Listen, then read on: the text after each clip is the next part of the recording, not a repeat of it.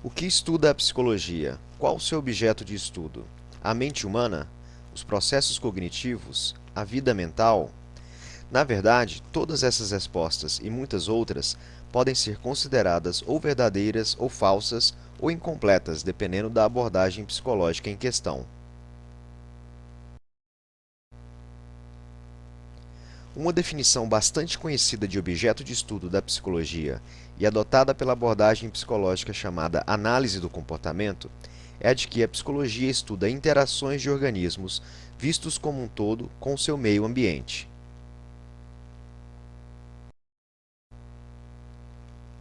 Mas para se compreender a extensão da definição de objeto de estudo, é necessário antes compreender o significado técnico dos termos organismo, ambiente e interação.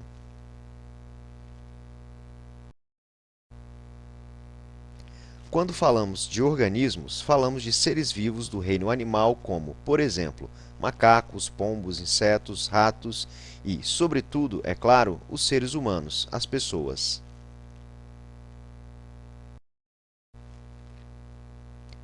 O conceito de ambiente é bastante amplo e complexo, mas, por enquanto, podemos entender ambiente como tudo no mundo que cerca um organismo.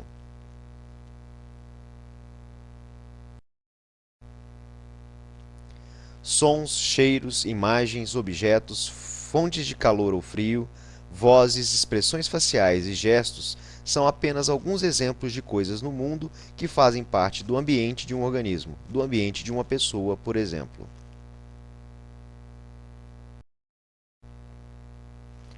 Você aprenderá ao longo do curso de psicologia que o ambiente mais relevante para uma pessoa são as pessoas que a cercam, ou seja, o seu ambiente social.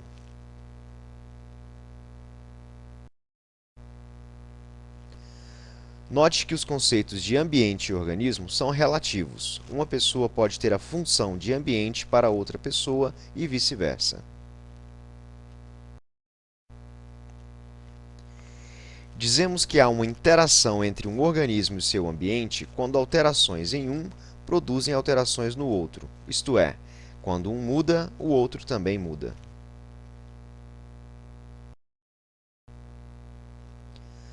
O tipo de interação mais simples entre um organismo e seu ambiente ocorre quando uma alteração no ambiente produz uma alteração involuntária, automática no organismo. Esse tipo de interação entre organismo e ambiente é chamado de reflexo.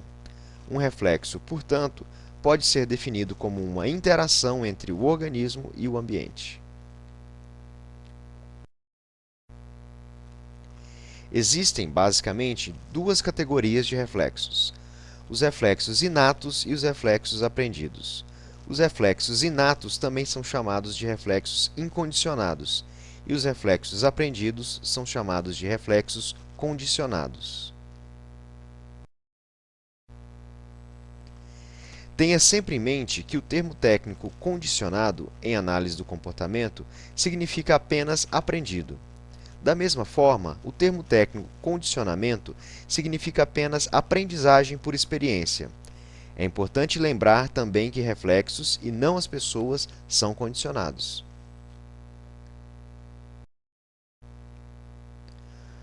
Os reflexos incondicionados são característicos a todos os membros de uma mesma espécie. Já os reflexos condicionados variam de indivíduo para indivíduo de uma espécie, pois dependem de aprendizagem, e cada indivíduo passa, em sua vida, por diferentes histórias de aprendizagem. Quando uma pessoa nasce, ou qualquer membro de qualquer outra espécie, ela já nasce preparada para interagir de alguma maneira com seu meio ambiente. Imagine, por exemplo, como seria difícil ensinar um bebê recém-nascido a mamar. Felizmente, de forma reflexa, o bebê começa a sugar tudo que toca a sua boca. Imagine também, por exemplo, como seria difícil ensinar um bebê a sorrir quando é beijado, a ficar sem respirar quando é mergulhado ou a chorar quando sente dor ou fome.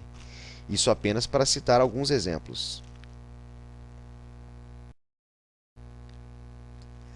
Os reflexos também estão relacionados às emoções e sensações.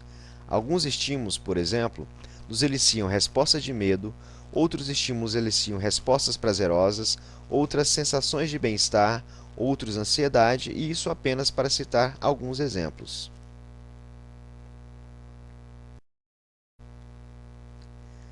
Como os reflexos estão intimamente relacionados às emoções, é muito importante que os psicólogos compreendam bem o seu funcionamento. Muitos cientistas, entre eles psicólogos, estudaram os reflexos e descobriram certas relações entre características dos estímulos e características das respostas que são constantes. Essas relações são chamadas de leis dos reflexos, ou também propriedades dos reflexos.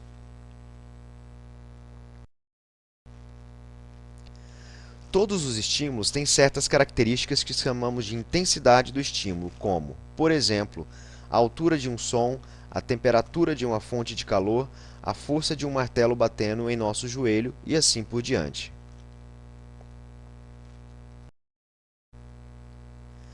As respostas também têm certas características que chamamos de magnitude da resposta, como, por exemplo, número de batimentos cardíacos por minuto, força da contração de um músculo, quantidade de suor secretada e assim por diante.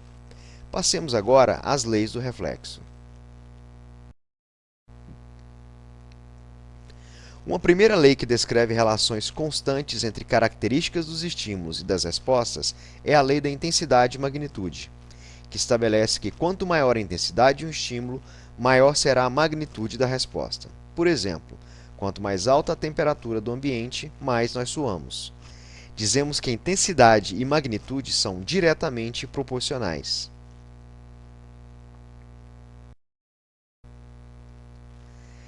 Nesse exemplo de reflexo, a intensidade do estímulo pode ser medida em graus Celsius e a magnitude da resposta pode ser medida, por exemplo, em mililitros de suor secretados.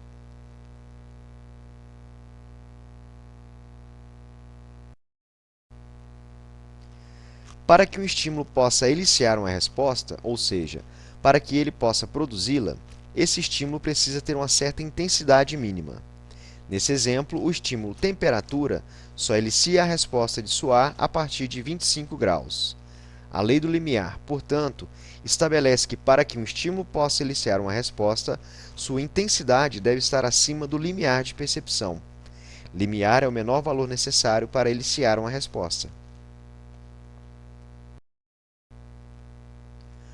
Outra relação constante entre características do estímulo e características da resposta é a descrita pela lei da latência.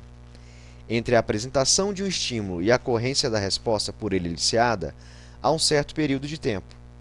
Esse período de tempo é chamado de latência da resposta. A lei da latência estabelece que, quanto maior a intensidade do estímulo, menor a latência da resposta. Nesse exemplo, quanto mais intenso o calor, menor o tempo para que a pessoa comece a suar.